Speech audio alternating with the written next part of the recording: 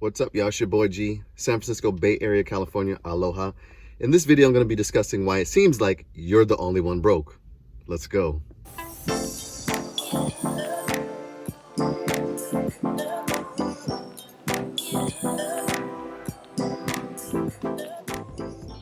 So a few months ago, I made a video talking about why you are broke. To check out this video, click on the link on the upper right-hand corner or click on the link in the description below. That video resonated with a handful of people, but what will throw you off is it doesn't seem like a lot of people are broke right now, does it? Everybody is prospering. Everybody has the latest car, clothes, jewelry, home, vacation, you name it, giving the illusion that they are financially established. People are just killing it in life, but the fact is, most people are broke. They don't have it together. They have massive debt. They max out all of their credit cards. They have ridiculous car loans. They're totally broke. They're living a life where if they continue down this trajectory, they'll be in debt for the rest of their lives and they won't have a comfortable retirement. The crazy part is, this is San Francisco Bay Area, California, one of the strongest economies in the world. Some people make a lot of money in California, but are still struggling. 50% of people have less than $5,000 saved, and 30% of people have less than $1,000. People are one car accident, one roof leak, one medical emergency away from disaster. So one of the things that's contributing to this illusion is doom spending. The you only live once mindset, right? A lot of this mindset is attributed to only thinking about today and forgetting that you have another 50 years that you have to live. Some of you have even more than that. Don't you want to pace yourself? Their attitude is, I'll do this or that when the time comes, or when I have to cross that bridge, I'll think about it at that point. The fact is, when that bridge comes, you may have a different perspective on life. Your 40-year-old self is not the same as you in your 30s, and your 30-year-old self is not the same as you in your 20s. Your priorities change over the years. It's hard to see yourself as a parent with 3 kids in your mid-30s. When you're currently in your 20s with no kids, not worried about a mother-sucking thing. Some people don't understand that life is a marathon and not a sprint. Another thing that's contributing to this illusion is social media. Everyone is doing it for the gram or TikTok, just bragging it up, flexing.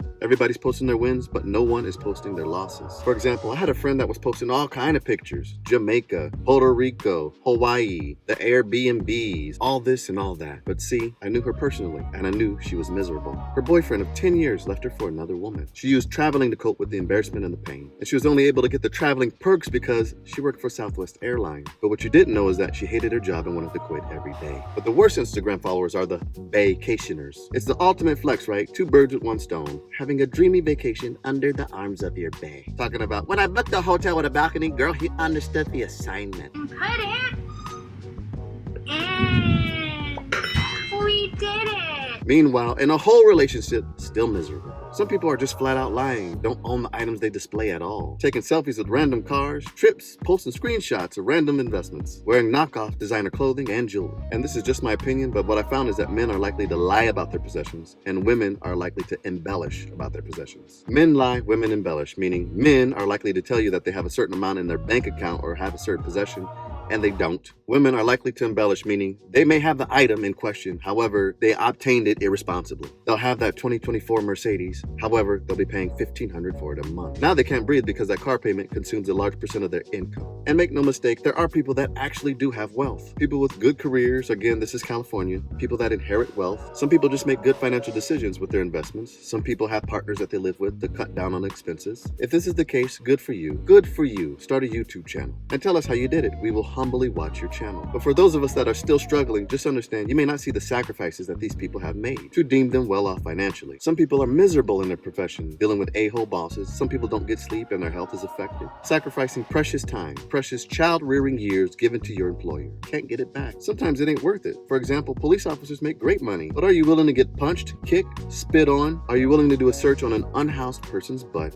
that just took a crap in his pants? Always think about this before comparing yourselves, right? Comparison is a thief of joy. Be thankful for what you already have, not thankful for the inanimate object, but genuinely appreciate what the inanimate object has done for you. For example, I used to go on prayer walks with my ex-girlfriend. At that time, she had just recently purchased a nice Honda Civic. During our prayer walks, she used to be thankful for her nice Honda Civic. And I'm thinking to myself, well, what if you wrecked your Honda Civic? What if you had a hoopty and you had to get to work with the hoopty? Are you not going to be thankful? Be thankful for the transportation, the mobility, mobility, the freedom to go from one point to the other, the bare essentials, the foundational stuff. Figuratively speaking, yes, tree branches are nice. What I'm going to be thankful for is the trunk, because at any point, the tree branches can fall off. And please understand there will always be someone with more than you, but let that be well in your spirit. Remember, to keep you from being a bully in school, what did your mama do? Your mom imparted the infinite ass whoop theory on you, didn't she? Just when you think you could whoop somebody, there's always someone that could whoop you. And then there's always someone that could whoop them and them. It's the same thing with wealth. There's always going to be someone that's wealthier than me, and then there's always going to be someone that's wealthier than them, and then wealthier than them. So stop worrying about what you got. You're always going to have more than somebody, and somebody's always going to have more than you. So what are you chasing? You're never going to win that game. So my suggestion to deal with all this false prosperity is to understand that you're running your own race. You compete with nobody but yourself. The only person that you should be competing with is who you were yesterday. And even if you do fall from grace sometimes, the opportunity still exists if you still are breathing to get back on your square and move forward. And if someone is really distracting you, at least in the short term, go ahead and just remove their post from social media. On some social media accounts, you have the option to snooze somebody, or you can set it to where you can see less of their content. Repress their presence on your timeline to keep your sanity. And remember, some people are always going to try to one-up you. You'll say, I made $5,000 in 1 month. And they'll say, oh man, that ain't nothing. You goofy, bro. I made that in 1 day. And you'll say, that's great, sir. Go ahead and start your YouTube channel and tell us how you're doing it. And they'll say, oh man, I ain't got time for that, man. I'm too busy making this money, bro. Nah, you ain't out here making that money, bro. You're out here lying to people. Don't pay attention to these people. They will frustrate you to no end. And also be careful, because there's people out here that'll weaponize the word brokey,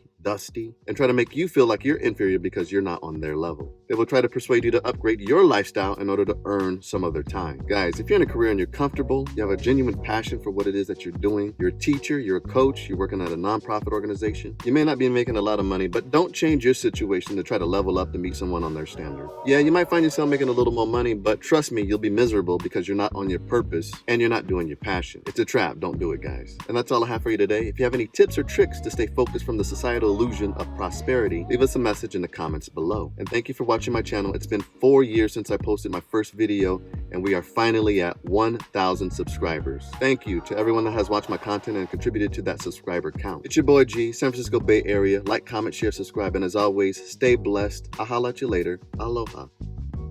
If this video was of value to you, like, comment, share, subscribe, and as always, it's your boy G. Be blessed. I'll holla at you later. Aloha.